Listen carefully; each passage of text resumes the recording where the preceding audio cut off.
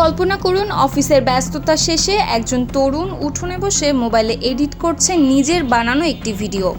শব্দের সঙ্গে মিলিয়ে ক্লিপ কাটা, কালার টোন ঠিক করা, ওপরে সাবটাইটেল বসানো, সবকিছু নিখুঁত করার চেষ্টা। কারণ এই ভিডিওটাই হয়তো আগামী মাসের খরচ চালানোর ভরসা। কিন্তু হঠাৎ করেই সেই আশাটাই যেন ছিঁড়ে গেল।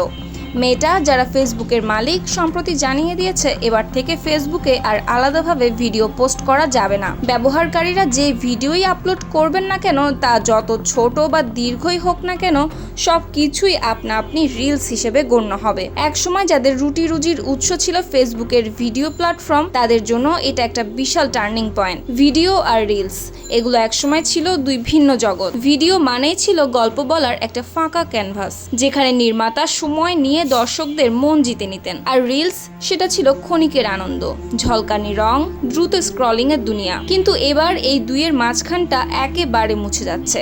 মেটা বলছে সবকিছুকে এক জায়গায় আনতে তারা নিয়ে এসেছে একটা সহজ একক ইন্টারফেস, যেখানে ক্রিয়েটররা ভিডিও তৈরি, এডিট ও শেয়ার করতে পারবেন আরও সহজে। থাকবে একাধিক নতুন ক্রিয়েটিভ টুলস, যা দিয়ে ভিডিওকে করা যাবে আরও ঝকঝকে ও চোখে পড়ার মতো। আর সময়ের বেঁধে দেওয়া সেই পুরনো দেওয়াল, সেটিও ভেঙে দেওয়া হচ্ছে। আগে যেখানে রিলসের মেয়াদ ছিল 60 সেকেন্ড বা 90 সেকেন্ড, সেখানে কেউ চাইলে 30 সেকেন্ডের শর্ট ক্লিপ থেকে শুরু করে 10 মিনিটের টিউটোরিয়াল পর্যন্ত সবই আপলোড করতে পারবেন। কিন্তু হ্যাঁ, সবই হবে রিলস। তবে সেই সুযোগের মাঝেও এক বিষাদ জমে আছে।